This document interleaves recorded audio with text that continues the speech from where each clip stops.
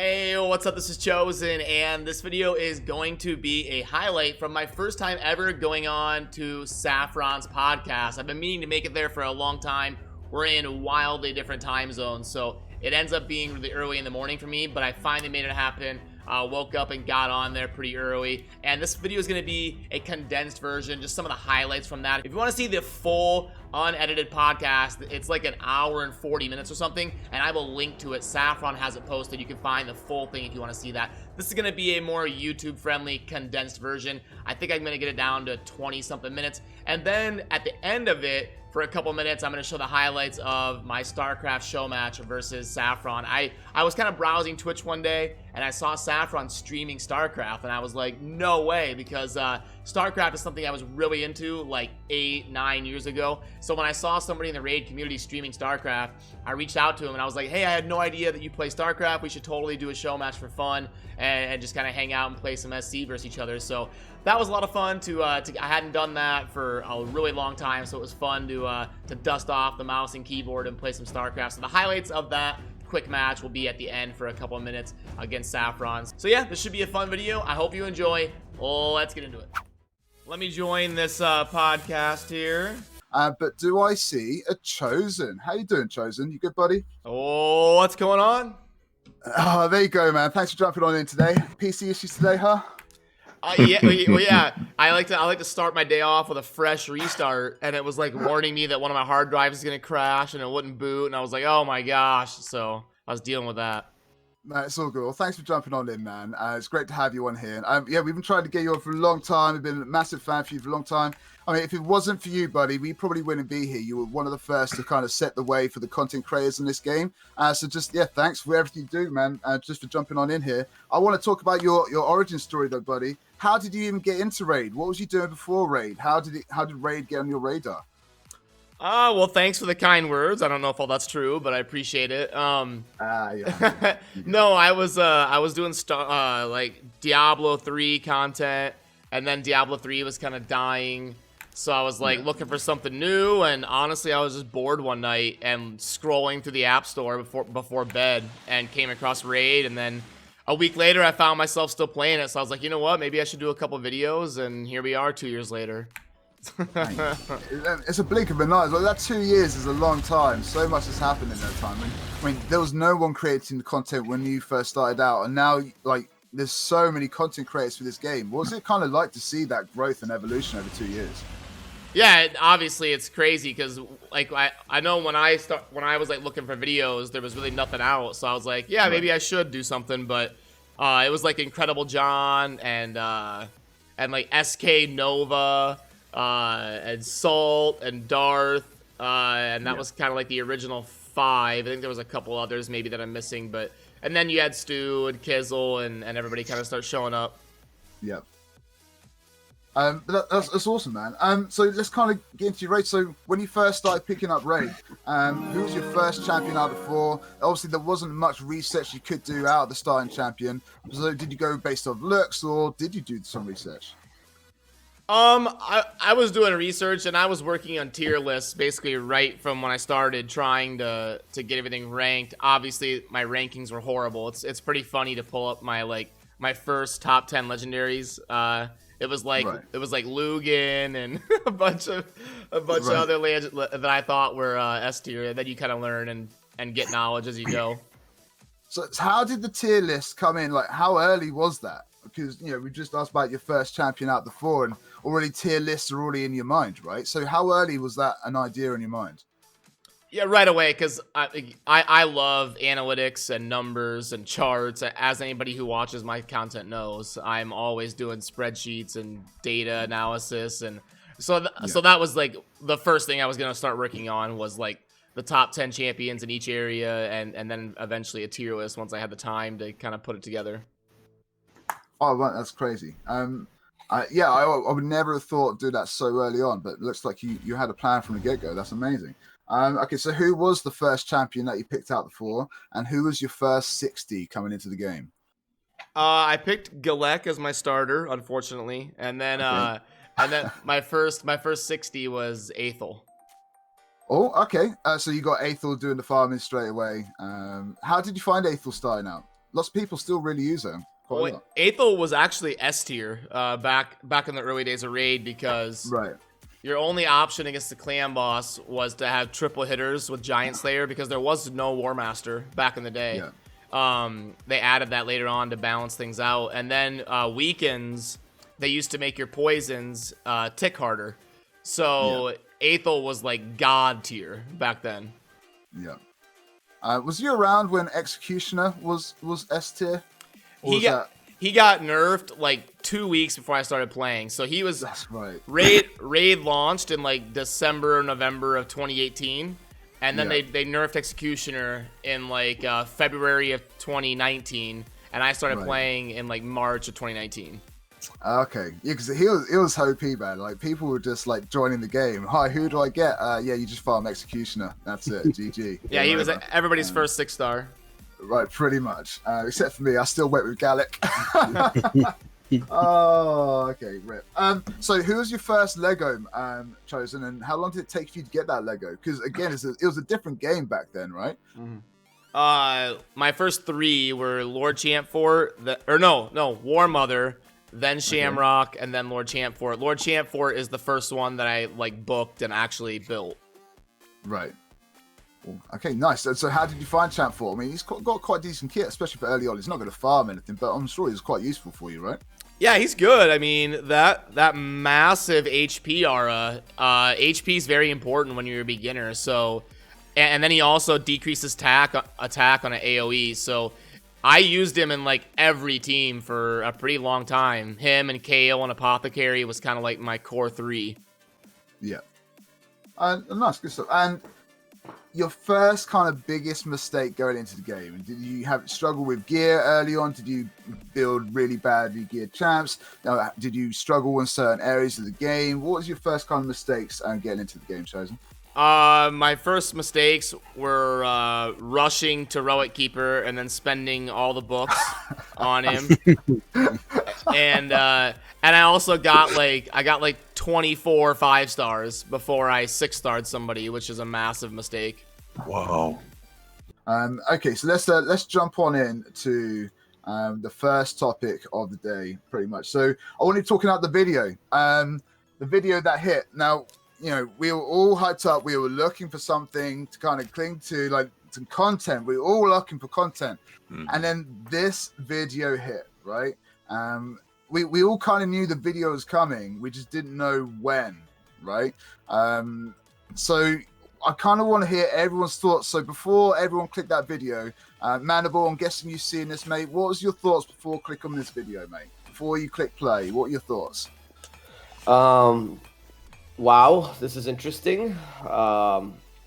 They're being transparent. They're telling us what's going on next, and I figured there's going to be a lot of talk about the Void Tower, Doom Tower, and things like that. Like, I was just excited to see it because I don't think they've ever made a video like this, have they? Like, what's next for Raid? They haven't really made a video per se. They've obviously done all their ads and stuff, but none sort of promotional videos like this. You know, not really. Zuzu, what are your thoughts, man? What was your thoughts before we click play? You know, was the hype? Was you expecting anything from it? Honestly, my first thought when I right before I clicked the video was there better be something about a tower in this video, or I'm done with it. Well, yeah, they said in the tower, in the Content Creators Lounge that was definitely going to be the case. So we knew we were going to have the Doom Tower in there. But yeah, Rufus, what are your thoughts before we click play and just go through some of this stuff? Well, actually, I saw the notification on YouTube just as the video dropped, and since we were expecting it from the hype that Diamond was communicating to the community, I was pretty psyched for it, actually, and it definitely didn't disappoint. And Chosen, again, we haven't had anything like this before, really. We knew it was kind of coming. What was your thoughts before you click play? Yeah, what video are we talking about? Right, exactly.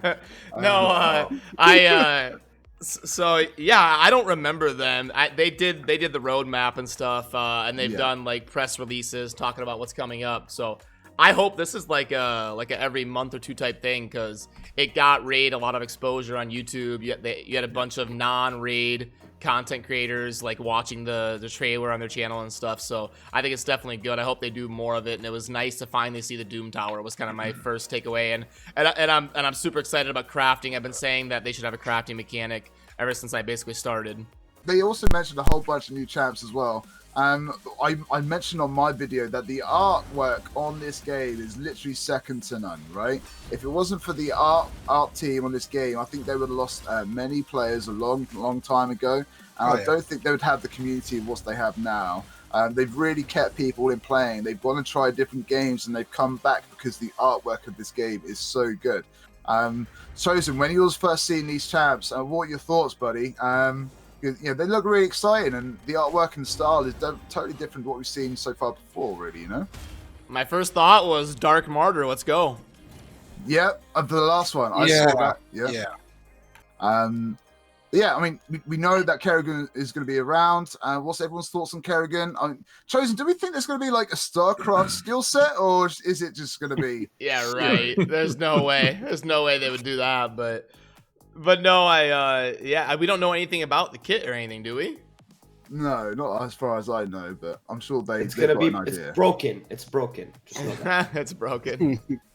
Is this official leak? Is it available? Official No. But think about it. Think about how There you go. I honestly don't know anything, but just think about how like Arbiter, how good Arbiter is, and think about how much harder it is to get this champion compared to Arbiter. You know? True. And they're gonna want people to invest all those level 60s in all those factions. So, you know, right now, like the hot trending topic should be like for all the YouTubers is to get everybody, everybody to pass faction wars, because that's the big thing now, because everyone's gonna want this champion. I promise you that. Did we ever get clarification if it's beating every stage or 3-starring every stage? 3-starring every stage. 3-starring every stage, because that's what Cartman did, right? Yep. So, yeah. 3-starring every stage. Man, that's going to be a grind for... Oh, yeah. Yeah, the champion's going to have to be good if it's 3-star every stage. And 3-star in every stage, including the new factions, perhaps, that they're going to release, which if you don't get her soon, depends on when they release her. If they release her before the new factions, then more people will get a chance. If they don't, then... we're probably going to wait a little bit longer before the first person gets her. I hope they don't release her after the new factions, because that's going to enrage everybody, I'm sure. Yeah. Me first, I still have maybe 4 or 5 factions that I haven't completed, so... Yeah. Well, if they do it the way they did Dwarves, they didn't release the Dwarf Faction Wars until Dwarves had already been out for like 2 months. So Rufus, what are your thoughts when you first saw this list, buddy? What jumped out at you? So of course, like everybody else, the fated couple nerfs, Rotos and Sifi, that I'm sure we'll be discussing it in depth. But what really jumped to me, it's a personal champion. It's a champion that's close, near and dear to my heart. That is Blind Seer, and that we talked about it many times in the podcast before. So I'm glad that they finally fixed her kit, that she now places her buffs in the correct order. They did the same treatment for a couple more champions, for Warlord and for Smash Lord. Warlord's buff was a total surprise to me. I don't know why they would buff him, but they still did. So yeah, if you're a lucky Warlord owner, then more power to you. And for the epics, nothing really was super good as far as nerfs or buffs, except for maybe 2 or 3. But all in all, I've got a positive vibe from this buff nerf list. It's not what everybody was hoping for, but in my opinion, this is the best balancing batch that they've done so far. Comparatively speaking, it could be improved, it could be much better, but compared to what they did before, this is by far the best. I think it's a happy medium for sure. But we actually know a very lucky Warlord owner as well, right? So Malibu, hey buddy, your Warlord's getting buffed, buddy. Like it needed it. Thoughts, man? I didn't pay attention to that buff really much. The biggest thing that stood out to me is Kangdaphone.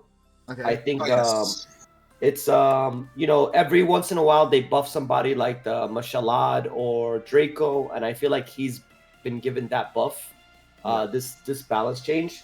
I mean, you know, I can't wait to test him out to make another video on him. I thought he was decent before. He just needed a lot of setup. Like you needed to have a Veil champion with you and things like that. But now I think there's a lot that you can probably do with him. So I can't wait to test him out. But he's the most exciting part for me out of this whole balance change. Warlord, yeah, he did not need what they gave him. I'm not sure what. I'm not sure like what they thought about when they're like, oh, you know, let's nerf Sifi and Rotos to the ground. But Madame is perfect the way she is. She just needs one turn cooldown less. But you know, it's to each his own. They have their own mindset. And they have their reasons. Yeah, that was weird. The Saris change. I mean, it's literally like nothing. It's a non-change, basically. Yeah, that was weird. But they're probably scared of nerfing her and then having people rage about it. Yeah, that's I mean, you know, when I'm pushing to top plat, you know, top 10 in the world, and you see your defense log and it's 100% you're being attacked by an epic champion series, you're like, yeah, this is great. It's like she's everywhere. She's in gold 4, gold 3, gold 2, platinum. She can't escape series. She's everywhere. So speaking of series and the nerf, they did buff Hope, which we mentioned, I think, earlier. Hope has a buff strip. It's only a 75% chance after books, but it used to be on a long cooldown. Now they reduced the cooldown on it. So at least that's a step in the right direction. I would have liked them to have more champions that have a 100% chance to strip buffs, maybe with possibility to get resisted, etc. But just don't restrict it only to that one epic. Madame can stay as she is, but the community should have more options. Yeah, that's the problem with Saris being the way she is she makes so many champions irrelevant. Exactly. Because, like, why would you build any epic for PvP besides Saris? Yeah, and why would you even build a Ray if you have a Saris and a good three other champions to back her up? She makes even Ray obsolete to a certain extent. That's my experience. I was using Ray as my only stripper because she was my only viable one. I tried to use Cethalia for some time, but with Sifi, with Madame Saris, you get so much more values that you don't think about any other champion. I agree. Zuzu, did any champions jump out at you, buddy, when you saw this list? Anyone that you own personally? All right, it's my turn now. I have to get something off my chest about this this list. Okay, I do have Kander Fonz. I'm happy about that change, but there's one champion in particular that I hold very fond in my heart that's being butchered by this change. That I feel everybody, at least most people, are a little bit concerned with, and I'm going to tell you why. Rotos is being sliced and diced during this change, and I understand that he is busted currently.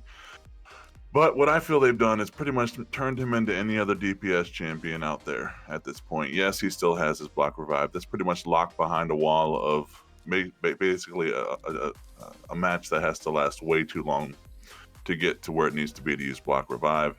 This man was one of the most difficult champions to fuse in the history of fusions in this game to get. People still don't have him because of that reason, because they can't pull him in shards, because they weren't able to fuse him. And now pretty much all he is a very hard to get DPS champion who may occasionally get a chance to block revive if you're lucky enough to last long enough in the match. So he went from being an amazing champion who does do some things that maybe he shouldn't do all the time, to really a disappointment in the matter of one rebalancing, quote unquote. It's just really sad that they really butchered him so badly. Okay, with this change. All they had to do on Rotos, was make Faded Destruction one more cooldown. That's it. Yep. That's what I said before it even came out. 100%. That's not like he would have still been good, but he wouldn't have been as busted, and they could have started there. And that's all they had to do, because when you're facing Rotos in a relentless set and he gets those extra turns, and he gets the extra turn when he kills somebody, his problem is that he just snowballs. Like, he just 1v4s your team. If they made that one more cooldown, he would still be good. He just wouldn't have been busted. Right. Right. I mean, I can understand making some changes because we all know he's just not. It's not right now. But like to take so much away from him when, like I said, he was so difficult to get to begin with. You know, it just doesn't make any sense to me. I mean, yeah. I mean, it just. I'm all about positivity. You guys know that. But this is one instance where the positivity is just not there for me, and so that's one change that I'm just absolutely not okay with. But other than that, I mean, the list is pretty well balanced. I mean, I think Draco kind of skirted under the wire there with the change, which is fine. You know, he's a great champion, and you know it is what it is. But yeah, man. Otherwise, I think the list is pretty good. I mean, Chosen, you know, you're one of the few that you've waited longer than most for this. What did you think of the reveal, the name change, and everything that got included? Yeah, I think Doom Tower is much cooler than Void Tower, so I like that. That was a good marketing choice. Yeah, I liked it. I like the optional side rooms that unlock, and I love the fact that there's a normal and a hard, so that more players can get an opportunity to participate in it. So it'll be fun if they actually do that properly. That'll be a really good thing. So yeah, from what we know so far, it looks great. 2 difficulties, and you can replay it as many times as you like, apparently, each month. So you can complete it, start again, get some more rewards. What I'm worried is it gonna be like the battle pass where it lasts for a month and then the Doom Tower goes away for a year, like, or like, so No. hopefully, you know, you have a month and then it like instantly resets. I hope it doesn't just go away. Right. Oh, wow. But we all know why the battle pass isn't here. You know, it did like ban it. But yeah, I get what you're saying. I really hope they don't do that. Oh gosh, that thought never even crossed my mind. With the backhanded troll there, man. I'm not sleeping for the next 2 months. I've been around too long. I know how this stuff works. Please, Saffron, please edit that part out. That never even crossed my mind until you said it, bro. That's horrible that you said that just now. No, Don't put that out in the universe. No. Oh my gosh. But yeah, so 120 floors, 2 difficulties. You've got secret rooms, which you might need rares only or something as an example to get in those secret rooms. The bosses are going to be different. We've seen a few of those bosses. Each month, I'm guessing those bosses are going to change slightly, be alternating a little bit. Each difficulty is going to get harder than the next. Manable, thoughts on it, man? Are you kind of pumped for this? Everyone's kind of pumped for this until Chosen said that. Yeah, actually, I have a friendly bet going on with some of my moderators. Okay. For some reason, they actually think that somebody's going to be able to finish stage 120 on hard mode the first month it's released. So I'm betting everybody that bets against me $50 in gifted subs, you know, because there's no way nobody's going to finish this the first month. They're going to overtune it like just as hard as Faction Wars is. Because if people start finishing this like right away, then next month they're going to be like, we need content, you know? Right. So it's like, I know they already said it. They warned us in advance how hard it's going to be. So I'm just going to be I'm scooping up a lot of free money from this release. So it's going to be nice. So the thing is, most of the time when people approach me for takeovers or for advice regarding Arena, let's say more than half of the time they do have the right champions and the right gear, but the approach is what's wrong. So first of all, one part of the approach that recurrent mistake that I noticed is that people approach PvP content as they are approaching PvE content, thinking that they should just have this team of 4 champions set up in a specific way and they would be able to tackle all the teams, which is not true. Even in lower ranks, you should have a multitude of champions for a multitude of purposes and a multitude of situations. You should, of course, as everybody said before, take a very deep look into the teams that you are attacking. But also, you should have champions that are arena specialists. Don't go expecting that you will be getting many wins if you're using your clan boss champions or your dungeon champions in arena. The opposite is possible.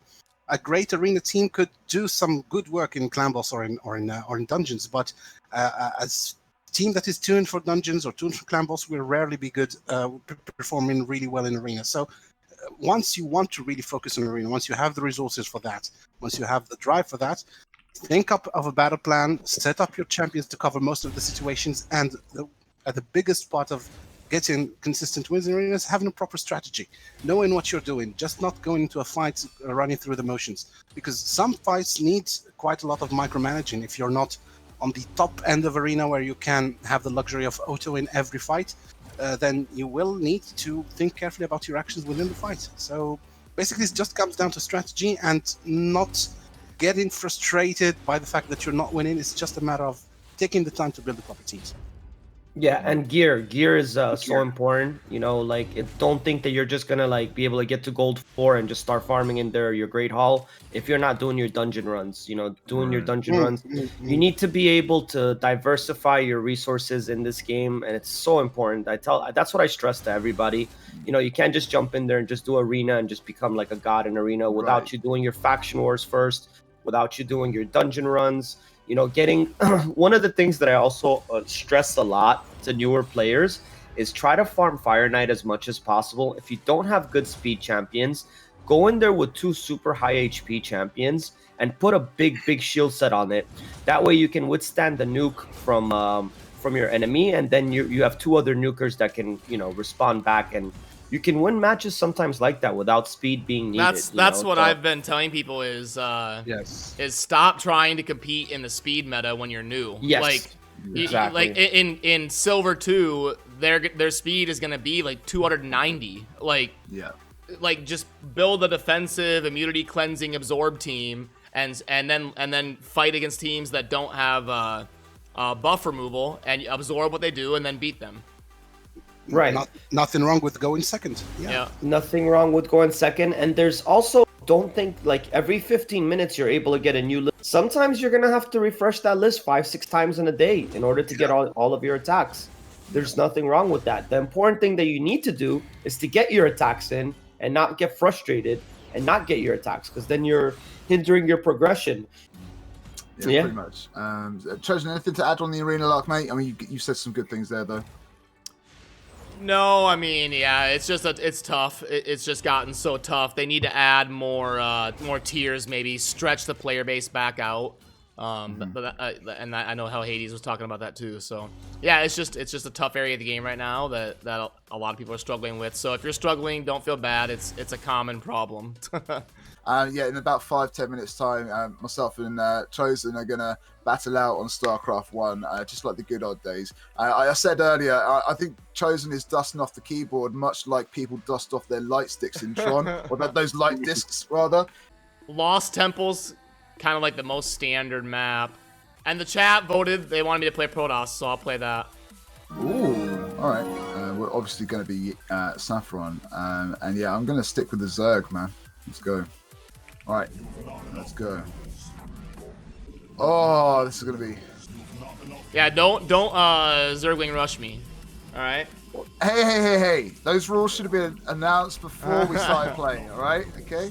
I'm coming in with the cannon rush. You ready? Is that blood pumping, Chosen? That's right. This is my element. I feel back at home. Hey, thanks for jumping on, by the way, today. I hope you enjoyed yourself, man. Yeah, no, I had a lot of fun. Things have been going quite well on that lately. Been enjoying it. Never did I think that I'd be doing it for like 24 weeks in a row kind of thing, you know? It's kind of taken over everything. No, 24 weeks in a row. So this is what, episode 24.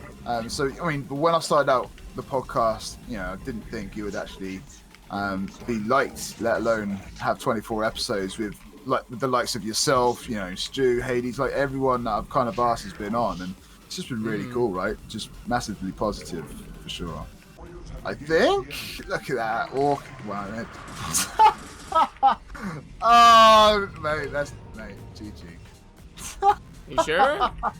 Oh, mate, that is so funny. Okay. Feels good. It feels good to play StarCraft again. What do you mean? Feels good, mate. There was literally no chance or hope. What on earth have you been doing? How long have you been playing this game for? I mean, StarCraft's what I used to do, but like years ago. Okay, so what is the main starting point? How are you starting? Are you like spreading about like straight away? Well, What- yeah, what are you I doing? mean, I built a, and it's like scouting, you know, I saw you were building creep colonies, so I knew you had invested a couple drones and some minerals into that, so you weren't going to have enough force to overwhelm 2 or 3 zealots. So then I moved out, got a forge just to be safe, because I knew if I had 2 base and you were on 1, I'd be super ahead. So I got a forge just to be safe, got a cannon, and then just kind of tried to stay ahead from there with a 2 base versus a 1 base, because with Zerg you want to make sure you take your second base pretty like ASAP. Right. So if I see a Zerg that's on 1 base and I'm on 2, I know all I gotta do is play safe and kind of macro up, get cannons, and I'll be all right. Yeah. I mean, okay, so that was a 17-minute game. At what minute in the game did you think that you were ready enough to just walk over? I mean, you obviously, you know, you were ready, right? Probably like 6 minutes. Yeah, that's really cool, Chosen. Thanks for doing that with us today, and that's really good fun at the very least. Sorry it wasn't much more of a competition for you, but mate, you should do that on a regular. I'm pretty sure people like Noe would love to challenge you, man, and mate, that would be really cool to watch. That'd be good. Yeah, no, it's I'm always down to I want to organize other like fun things like the trivia contest. Maybe like all the content creators do like Warcraft 3 or Warcraft 2, just like fun stuff going on. But all right, that's gonna do it for this video. Huge shout out to Saffron for putting this together and hosting a fun hangout podcast for us. And again, remember, I will link to the full podcast VOD down below that he has posted. And also, huge shout out to Saf for stepping up and doing a Starcraft Showmatch versus me. I had a lot of fun doing that, so I hope we can organize more fun things like that in the raid community, get some competitions going, and I hope you guys enjoyed that as well. So let me know down in the comments if there's anything you think would be fun to see, and your thoughts on highlights of podcasts and stuff like that. Anything that we can do better, I always appreciate your guys' input. So yeah, hope you enjoyed. Have a good rest of your day. Thanks for watching. Peace.